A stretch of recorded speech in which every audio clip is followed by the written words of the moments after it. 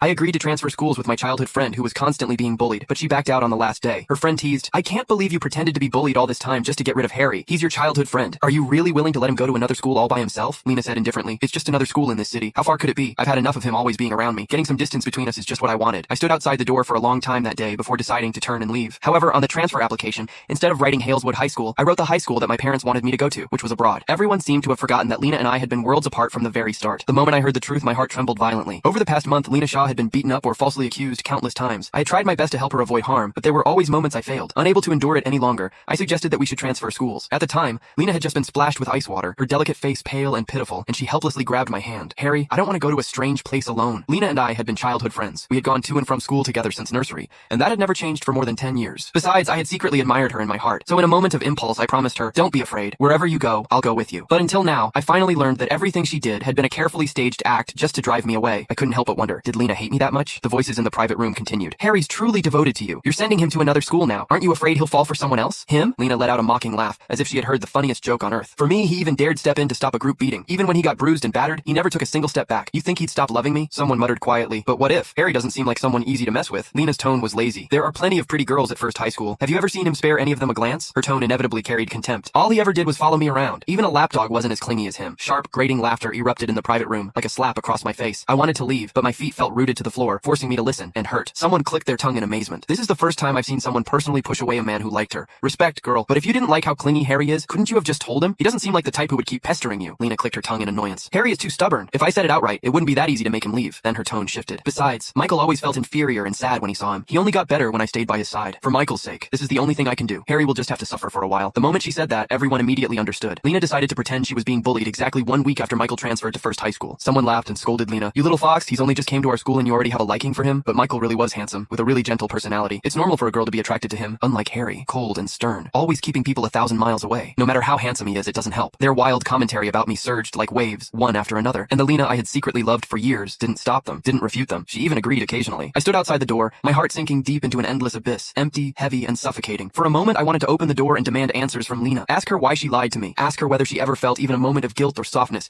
watching me get beaten while protecting her. Ask her if she ever thought about our more than 10 years of friendship before doing all this. But in the end, my mother's voice echoed in my ears. "Don't do unnecessary things. A person wouldn't change overnight." I turned around and left that private room. Thin, continuous pain registered belatedly. Originally, I would not have been so upset. I told myself it was just a betrayal by a friend, and that it was no big deal. But the line called friendship was the one Lena had chosen to cross first. The day we decided to transfer schools together, she pulled me to a bar to drink and celebrate our liberation. Ambiguous lights lingered around us, and I watched the person I had quietly liked for years and felt a little dazed. So when she leaned in and kissed me, I did not refuse. Affection suppressed for years had suddenly run wild in an instant. I could not contain myself and blurted out, "Lena, what are we now?"